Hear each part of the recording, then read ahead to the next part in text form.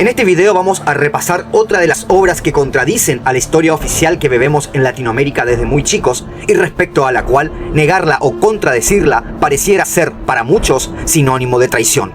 Ya analizamos el libro de Terragno, Maitland y San Martín, y también el de Calabrese, San Martín, un agente inglés. Ahora completaremos la trilogía con la obra San Martín y la tercera invasión inglesa, escrita por el señor Juan Bautista Cegean. Recordemos que estos son unos de los tantos puntos de vista que hay sobre la historia, y no es mi intención hacerme adepto a ellos, sino simplemente estudiarlos y tenerlos en cuenta. Y, obviamente, mostrárselos a ustedes para que saquen sus propias conclusiones. Todo lo que voy a mencionar ahora no salió de mi boca, sino exclusivamente de este libro. Mi nombre es Maxi y esto es Spartax.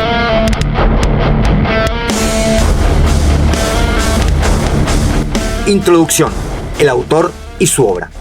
Si bien el autor cuyo libro analizaremos hoy no es historiador de profesión, sí fue juez y abogado, es decir, contó con las armas necesarias para analizar material probatorio.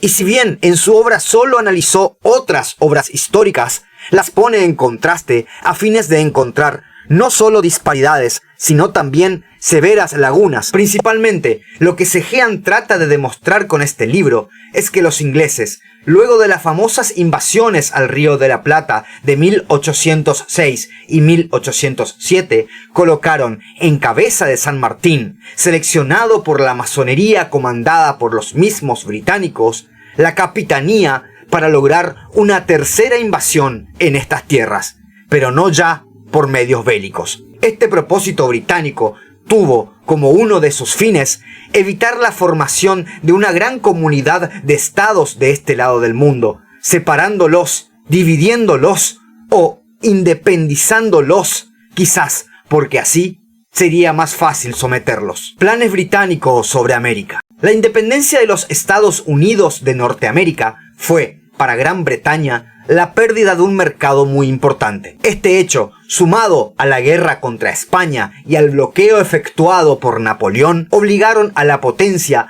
a buscar otro destino para su ferviente industria, el Río de la Plata, parte en esos momentos de la corona española. Por medio del fracaso de las invasiones de 1806 y 1807 sobre Buenos Aires, notaron que la guerra no iba a ser un buen medio para ingresar a este lado del mapa, pues no solamente creaba una gran aversión entre los pobladores, sino que, además, implicaba un gran gasto de dinero. Además, Inglaterra, luego de una sinuosa relación con España, finalmente se alía a ella en la batalla contra Napoleón, por lo que no podía atacarla directamente.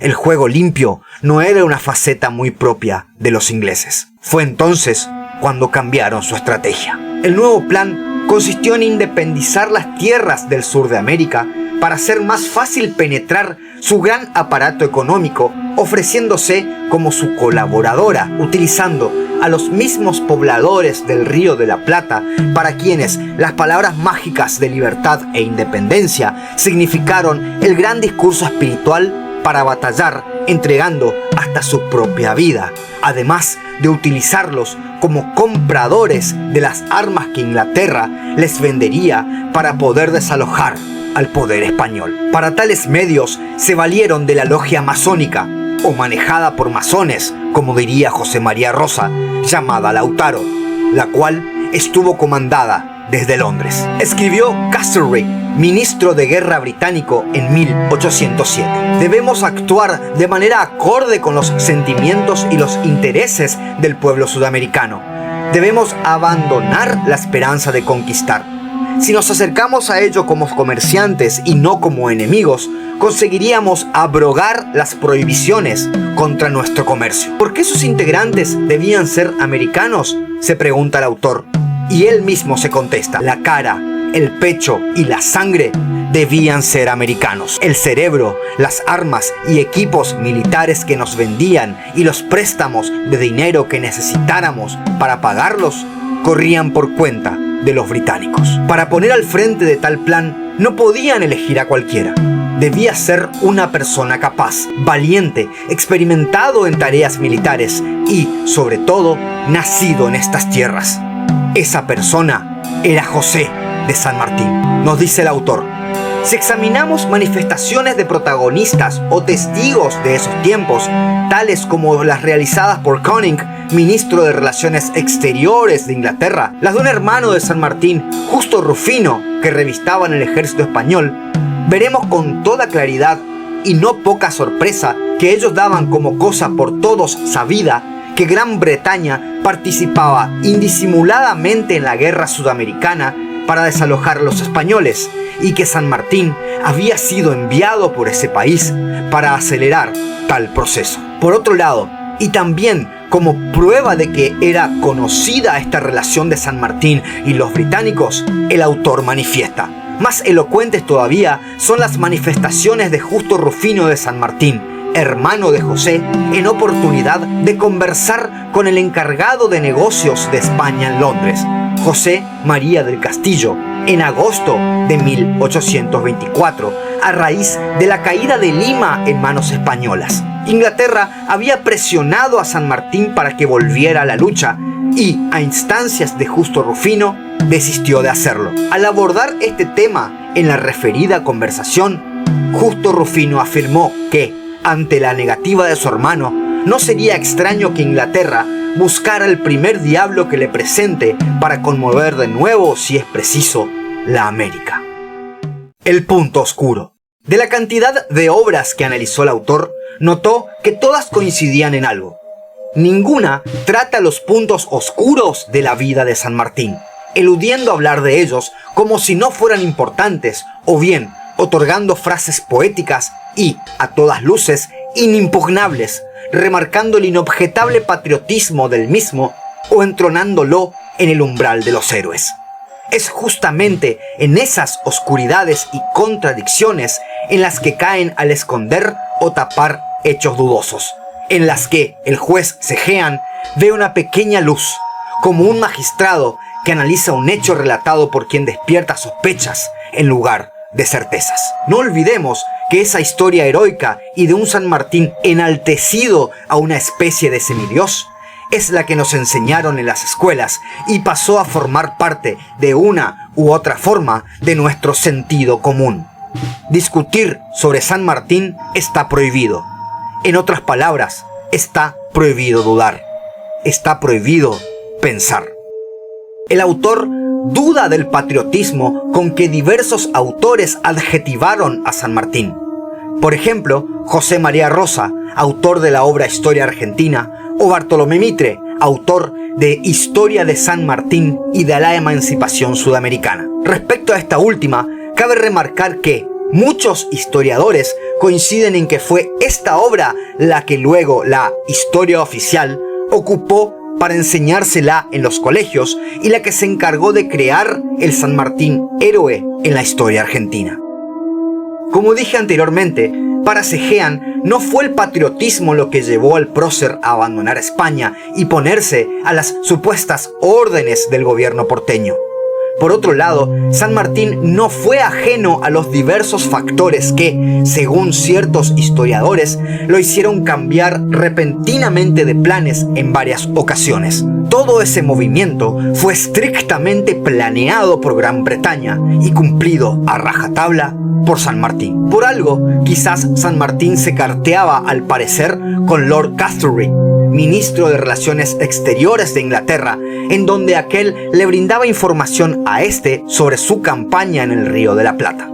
Curiosamente, el mismo accionar misivo tuvo Beresford cuando tomó Buenos Aires en 1806. Y así como tuvo este tipo de relaciones, también se vinculó con varios hombres que habían participado de alguna u otra manera de los planes británicos para tomar América. Analizaremos algunos de los diferentes hechos por los cuales el autor afirma que San Martín estuvo inducido por planes británicos en su campaña y que, hasta el día de hoy, son una incógnita para los historiadores más críticos. ¿Para qué vino? San Martín, que nació en Corrientes en 1786, dejó su lugar natal a los 7 u 8 años para luego irse a España.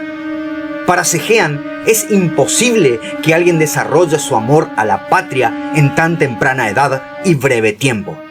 Además, Durante su nacimiento, el entorno cultural y educativo eran españoles, pues no existía la Argentina como Estado independiente. Es probable que el sentido común de las personas de afirmar a San Martín como un excelso patriota sea debido a las palabras de ese creador de la historia oficial argentina, Bartolomé Mitre, quien, con palabras poéticas, selló el pensamiento de los argentinos en ese sentido para siempre.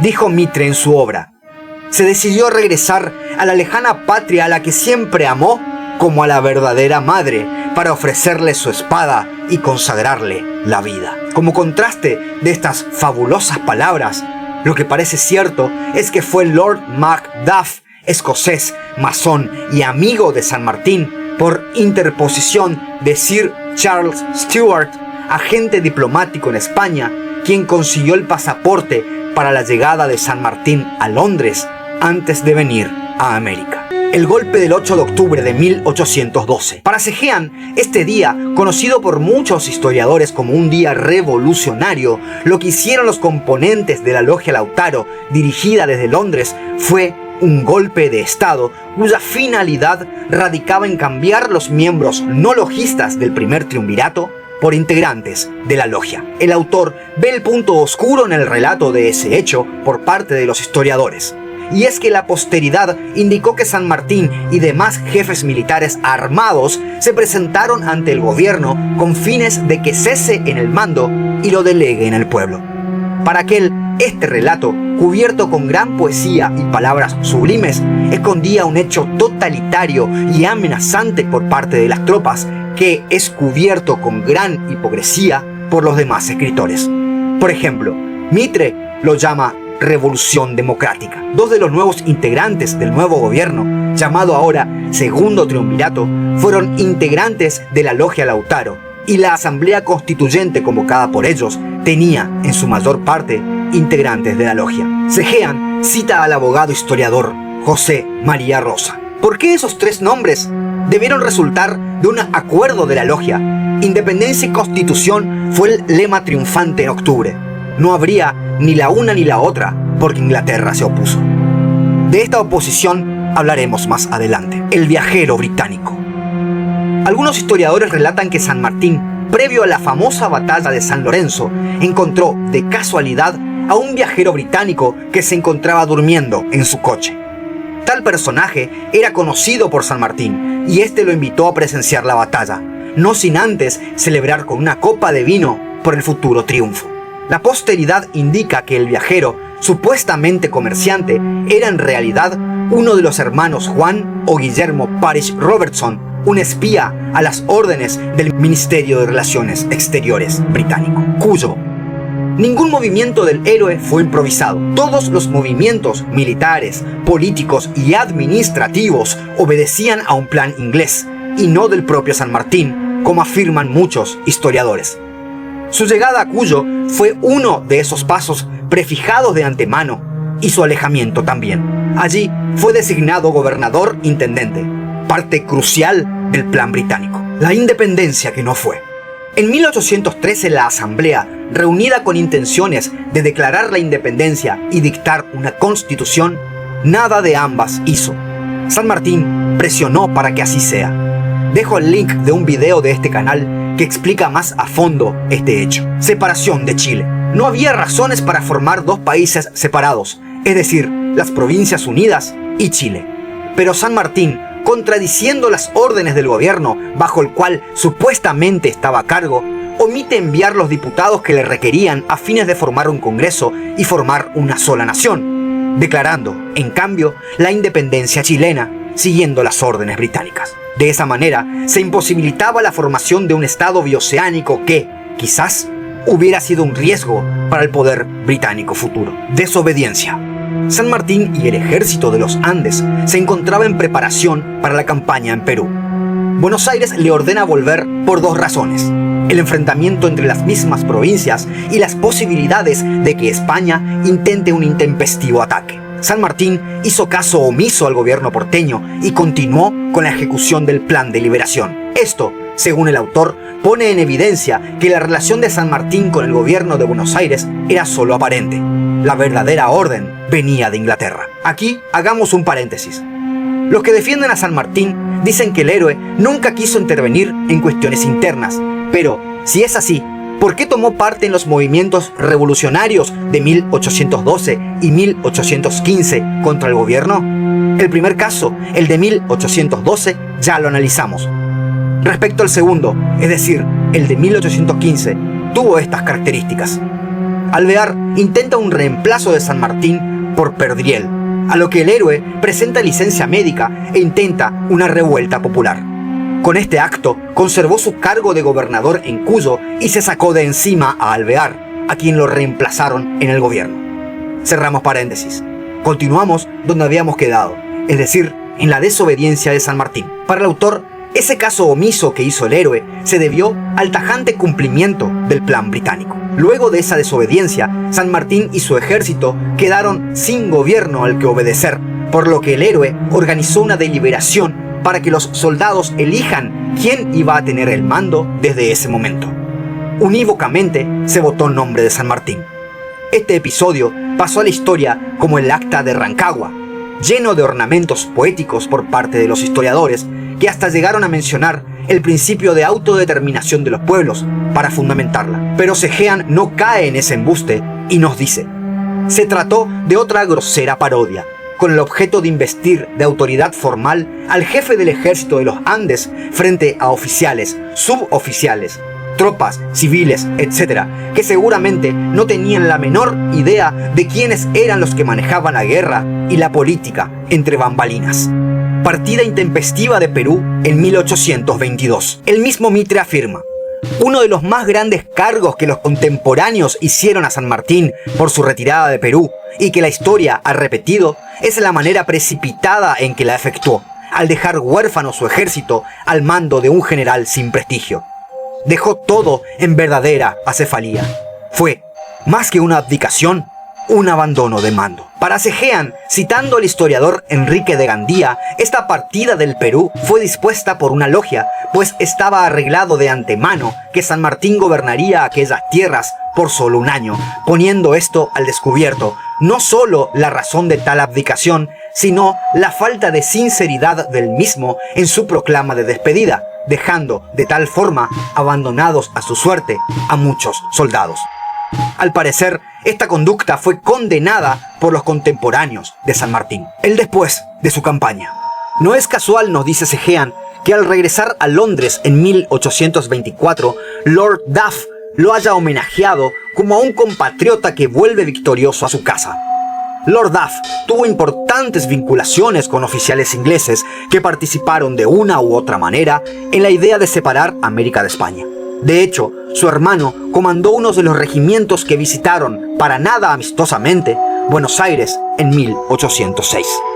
Era obvio, San Martín consiguió lo que no pudieron conseguir Beresford ni Whitelock en las famosas invasiones inglesas. En este apartado debemos hacer hincapié en varios puntos. Primero, en la supuestamente pobreza que vivió el prócer luego de su campaña y ya en Europa. Al parecer, tal versión contrasta con la casa de Boulogne-sur-Mer, donde aquel vivió sus últimos años.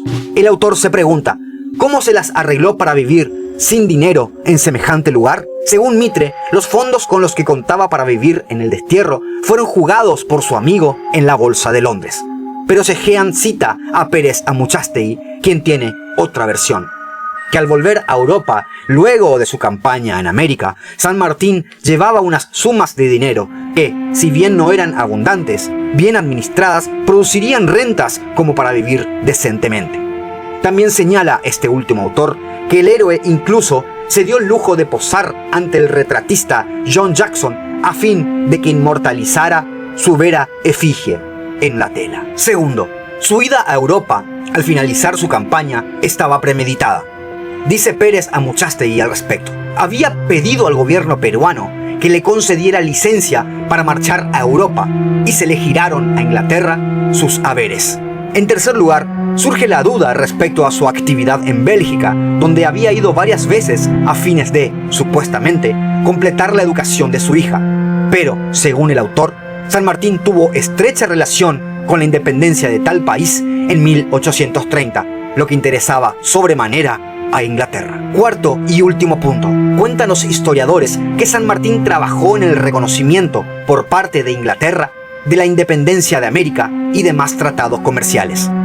Dice Segean a todo esto: ahora bien, en ese caso, si aceptamos como un hecho posible o verdadero esa gestión de San Martín, no sé hasta qué punto debemos estarle agradecidos, porque si bien es cierto que el reconocimiento de Inglaterra era importante para nosotros, no es menos cierto que ese tratado no fue un ejemplo de equidad, sino justamente todo lo contrario. En rigor de verdad, la suscripción de ese instrumento con nuestro país fue la culminación de una larga, paciente, pero tenaz política de infiltración que practicaron los ingleses por la vía pacífica tras las derrotas sufridas en Buenos Aires.